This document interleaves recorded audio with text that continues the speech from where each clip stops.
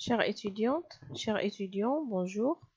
Bienvenue à cette première vidéo de cours de statistique descriptive qui est préparée et présentée par moi-même, professeur Rizlan Bencher. Donc, dans ce cours-là, nous allons voir les éléments de base de la statistique descriptive et aussi à quoi ça sert la statistique d'une façon générale. Donc, la statistique d'une façon générale, c'est une branche qui regroupe un ensemble de méthodes mathématiques et des outils informatiques qui permettent d'observer, calculer, collecter avant, analyser et interpréter un ensemble de données qui sont relativement grands.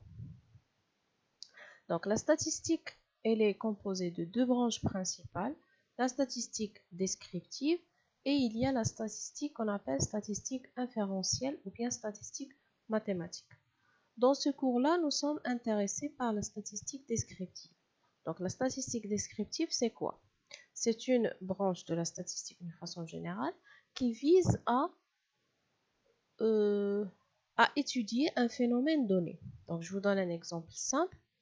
Si je prends par exemple les étudiants, les bacheliers de l'année dernière, si on dit par exemple, donc je ne connais pas les nombres exacts, mais si je dis par exemple que 60% des élèves, des bacheliers, ils ont eu leur bac, donc ce nombre-là de 60%, comment j'ai pu l'avoir?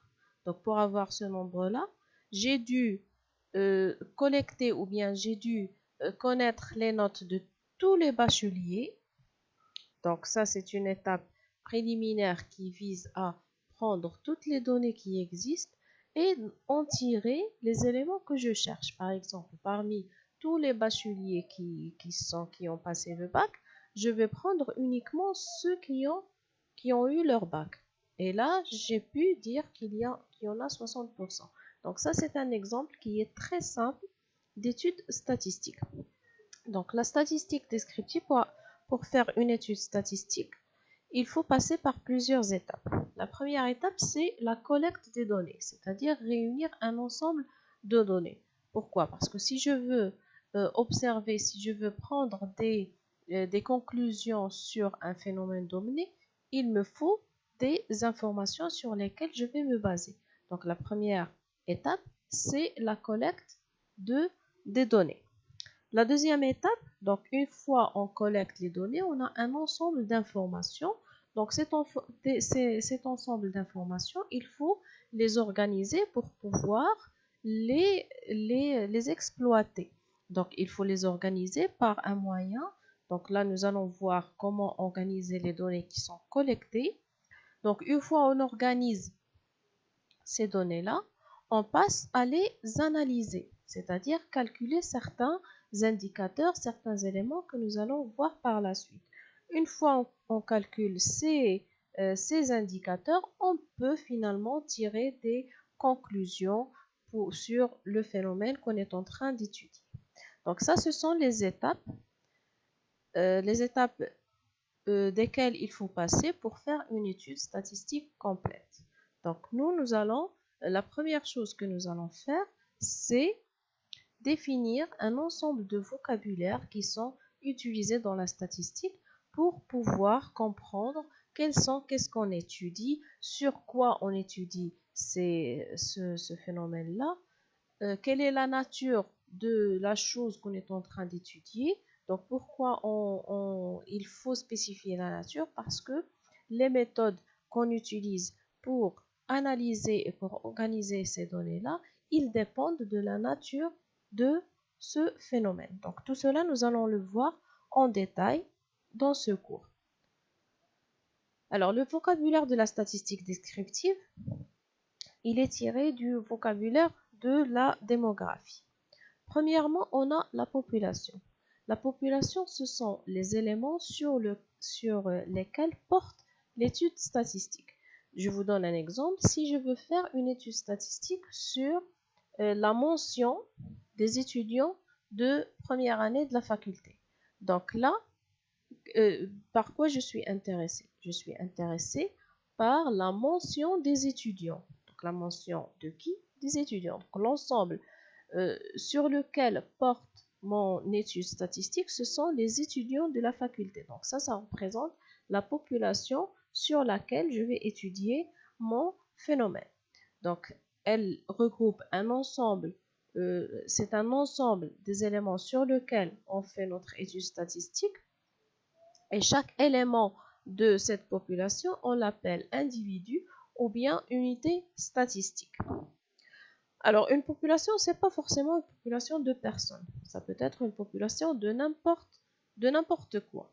Si je peux, par exemple, avoir une population des actions en bourse. Donc, si je fais une étude statistique sur les actions, sur l'évolution des actions en bourse, donc, dans ce cas-là, ma population, ce sont les actions en bourse. Je peux faire une étude statistique, par exemple, sur la durée de vie d'un ensemble d'ordinateurs. Dans ce cas-là, ma population, c'est l'ensemble des ordinateurs. Je peux faire une étude statistique sur, par exemple, la taille des arbres d'une forêt, bien d'un certain type d'arbres. Donc, dans ce cas-là, ma population, c'est l'ensemble de ces arbres.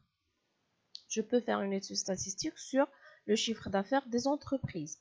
Donc, dans ce cas-là, ma population, ce sont un ensemble d'entreprises. Donc, tout cela pour vous dire que population, ce n'est pas forcément un ensemble de personnes, mais ça peut être un ensemble de n'importe quoi. C'est essentiellement, c'est l'ensemble des objets ou bien des personnes sur lesquelles porte notre étude statistique. Si je prends par exemple une étude statistique sur donc je cherche un exemple simple sur la consommation des ménages. Donc, dans ce cas-là, ma population, c'est l'ensemble des ménages, etc. Alors, parmi un ensemble réduit, un ensemble qui est tiré de la population, on l'appelle échantillon. En général, on fait une étude sur un échantillon d'individus.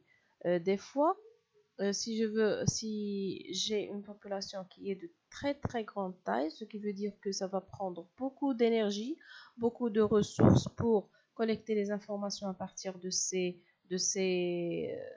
individus-là, on peut prendre un échantillon. Un échantillon, c'est tout simplement un sous-ensemble qui est tiré de la population entière. Maintenant, on arrive à la variable statistique, qu'on appelle aussi un caractère. Donc, la variable statistique, c'est le phénomène qu'on est en train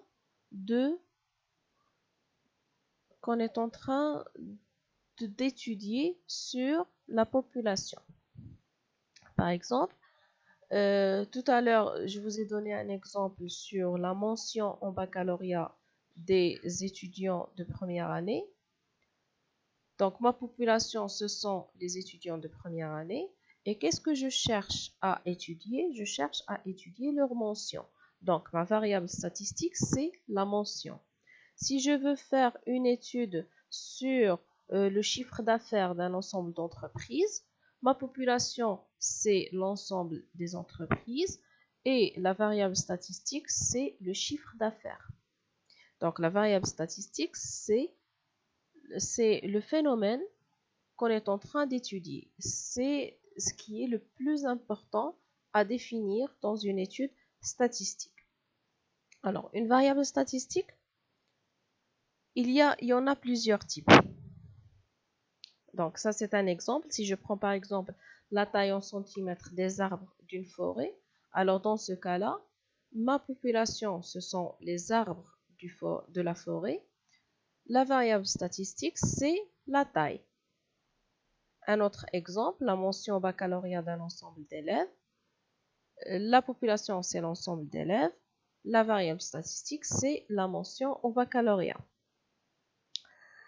Troisième exemple, la couleur des yeux de 100 nouveau-nés. Ma population ici, c'est l'ensemble des 100 nouveau-nés. Et ma variable statistique, c'est la couleur des yeux. Les dépenses d'un ensemble de citoyens. Ma population, c'est l'ensemble des citoyens. Ma variable statistique, ce sont les dépenses. Analysons maintenant ces 4 exemples. Premier exemple, on a la taille en centimètres des arbres d'une forêt. Donc si je prends cet exemple-là, quelles sont les valeurs que peut prendre la variable statistique? Parce que finalement c'est une variable, donc ça doit avoir des valeurs. Donc si je prends la taille des arbres, les valeurs que peut prendre cette variable statistique, ce sont des nombres. Par exemple, un arbre qui mesure 100 cm, un autre arbre qui mesure 220 cm. Donc, ce sont tous des nombres. Donc, je vais prendre d'abord donc des exemples des valeurs que peut prendre la variable statistique. Par exemple, on a la valeur 100. On peut trouver la valeur 150.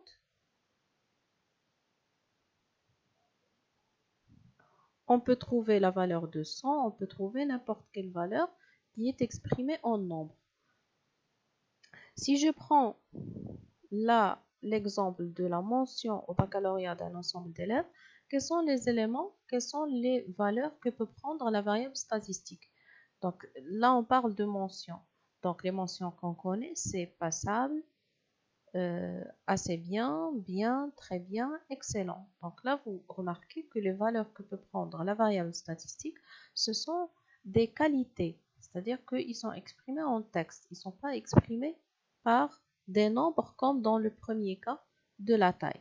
Donc on dit dans ce cas-là que la première variable, elle est quantitative, c'est-à-dire qu'on peut l'exprimer à l'aide de nombres. Et la deuxième variable, elle est qualitative, c'est-à-dire qu'elle n'est pas exprimable en, en nombre, mais elle est exprimée par des qualités, c'est-à-dire par des, termes, par des textes, par du texte. Donc là, d'où on tire deux types de la variable statistique. Il y a la variable statistique qualitative et il y a la variable statistique quantitative. Donc je répète, la variable qualitative, c'est une variable qu'on n'exprime pas par des nombres, mais par des qualités, par du texte.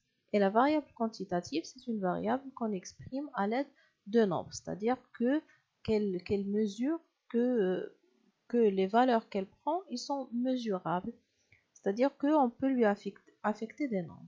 Alors maintenant pour la variable qualitative. Donc là aussi on a deux types de variables qualitatives. Il y a la variable qualitative nominale et il y a la variable qualitative ordinale. Donc si je parle de la variable qualitative nominale, je reviens aux 4 exemples de tout à l'heure. Si je prends la variable mention, c'est une variable qui est qualitative parce qu'elle est exprimée par des qualités. Les mentions qu'on a, c'est passable, bien, à bien, très bien, excellent. La troisième variable qui est la couleur des yeux, donc c'est une variable qui est elle aussi une variable qualitative. Et les valeurs que peut prendre cette variable, ce sont des couleurs. Par exemple, marron, vert, bleu, donc ce sont tous des qualités. Donc là aussi, il s'agit d'une variable qui est qualitative.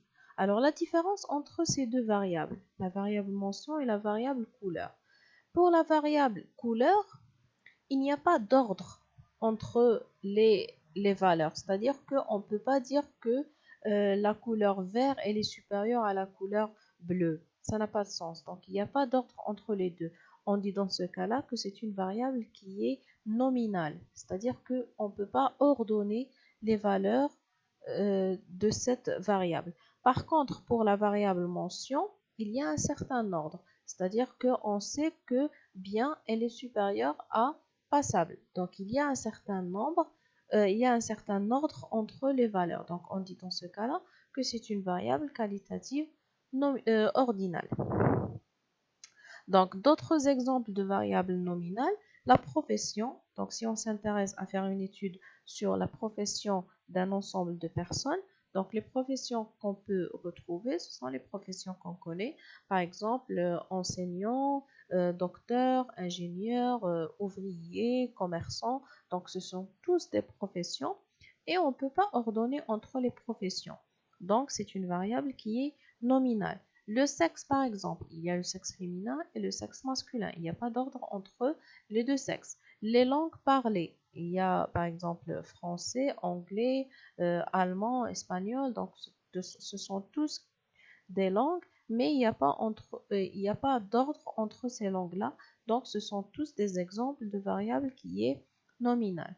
Pour les variables ordinales, ce sont des variables qualitatives qu'on peut quand même ordonner. Par exemple, la mention passable, à bien, bien, il y a un certain ordre, un ordre. Par exemple, le degré de satisfaction, un client qui est satisfait, pas du tout satisfait, moyennement satisfait, etc. Donc, il y a un certain ordre entre ces valeurs-là. Maintenant, passons à la variable quantitative. Donc là aussi, on retrouve deux types de variables qui est quantitative. Il y a la variable discrète et il y a la variable continue. Alors, si je prends par exemple pour la variable discrète, c'est une variable qui prend des valeurs qui sont entières, qui sont isolées. C'est-à-dire que, si je prends un exemple ici, le nombre d'enfants d'un certain nombre de ménages. Donc, le nombre d'enfants, il y a soit 0, soit 1, soit 2, soit 3. Donc, on ne peut pas trouver d'une valeur entre 1 et 2, par exemple. Donc, ça, c'est une variable qui est discrète. Le nombre d'années d'expérience. Donc, on a un nombre d'années d'expérience. Donc, une personne, elle a soit une année d'expérience, 2 années, 3 années. Donc, ce sont tous des nombres qui sont discrets. Donc, c'est une variable qui est discrète. Maintenant, pour la variable continue, c'est une variable qui est, en principe, elle peut prendre n'importe quelle valeur à l'intérieur d'un intervalle. Par exemple, si je prends le salaire, donc le salaire, c'est un nombre qui est réel. Donc, on peut le considérer comme une variable qui est continue. Le chiffre d'affaires d'une entreprise ou bien le poids d'une personne. Donc, ce sont tous, ils prennent des valeurs qui sont réelles. Donc, ce sont des variables qui sont quantitatives, continues. Alors, prenons des exemples. Définir la population, l'unité statistique et la variable statistique dans les cas suivants. Si je prends le premier exemple, la taille en centimètres de 50 arbres.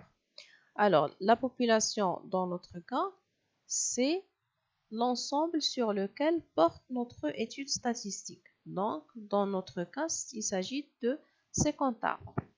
L'unité statistique, on avait défini l'unité statistique au début, c'est un individu parmi la population, c'est-à-dire dans ce cas-là, c'est un seul arbre. La variable statistique, c'est le caractère qu'on cherche à étudier, c'est le phénomène qu'on cherche à étudier. Dans ce cas-là, c'est la taille. Alors, pour le type de cette variable, donc la taille, elle peut prendre n'importe quelle valeur dans R. Donc, c'est une variable qui est quantitative, continue. Donc, la population, c'est 50 arbres. L'unité statistique, c'est un seul arbre, c'est-à-dire un seul élément de la population. La variable statistique, c'est la taille. Le type de la variable statistique, elle est quantitative, continue. Maintenant, la mention au baccalauréat des étudiants de sciences économiques et gestion 1. Alors, premièrement, la population. Donc, la population, c'est l'ensemble sur lequel porte l'étude statistique. Ce sont les étudiants de première année de sciences, filière sciences économiques et gestion. L'unité statistique, c'est un seul étudiant de cet ensemble. La variable statistique, c'est la mention au baccalauréat. Donc, les valeurs que peut prendre la variable statistique, ce sont des qualités, donc ce sont des mentions. Donc, il s'agit d'une variable qui est qualitative. Et puisque la mention, on peut l'ordonner, donc c'est une variable qualitative ordinale. Donc, vous allez voir que en ce qui concerne la variable statistique qualitative, on va pas traiter toujours le cas variable nominale et variable ordinale. On va se contenter de dire qu'il s'agit d'une variable qui est qualitative. Alors, pour la population, ce sont les étudiants de SEG1. L'unité statistique, c'est un seul étudiant. La variable statistique, c'est la mention. Le type de la variable statistique, c'est une variable qualitative ordinale. Donc, terminons par un exercice. Je vous laisse le soin de vous entraîner un peu. Donc, essayez de retrouver pour chacun de ces 10 variables statistiques, essayez de définir la nature de cette variable, c'est-à-dire est-ce que c'est une variable quantitative ou c'est une variable qualitative. Donc, c'est très important de connaître le type de la variable statistique. Pourquoi? Parce que tout ce qui va venir après, il dépend du type. Parce que la méthode avec laquelle on organise les données ou bien avec laquelle on analyse et on calcule certains indicateurs, ça dépend. Ils sont différents d'un type à un autre. Donc, essayez de retrouver pour chaque cas, quelle est la nature de la variable statistique? Premièrement, on a la couleur des yeux. Donc, les couleurs des yeux, les valeurs que peut prendre, c'est bleu, brun, noir et autres. Deuxièmement, la taille de l'entreprise. Les valeurs que peut prendre petite, moyenne et grande. Donc, entre parenthèses, la valeur que peut prendre une variable statistique, on l'appelle modalité. Par exemple, ici, la variable, c'est couleur des yeux. Les modalités sont bleu, brun, noir, autre. La taille de l'entreprise, c'est la variable. Modalité, c'est petite, moyenne, grande. La variable, c'est le nombre d'années d'expérience. Les modalités sont moins de 2 ans, de 2 à 4 ans, plus de 4 ans. Langue parlée, modalité français, allemand, italien. Nombre de langues parlées, modalités sont 1, 2, 3, 4, 5 et plus, etc. Donc, essayez de retrouver pour chacun de ces cas quelle est la nature de la variable statistique.